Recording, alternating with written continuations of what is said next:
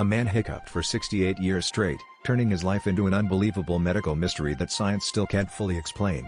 Starting in 1922, Charles Osborne's hiccuping journey began when he was weighing a hog, never imagining this mundane task would lead to decades of relentless hiccups.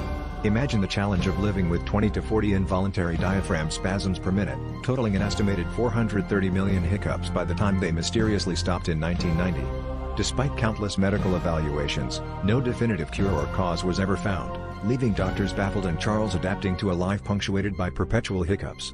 His story isn't just a testament to human resilience but also a fascinating case study that continues to intrigue medical professionals and curious minds alike, challenging our understanding of the human body and its unpredictable quirks.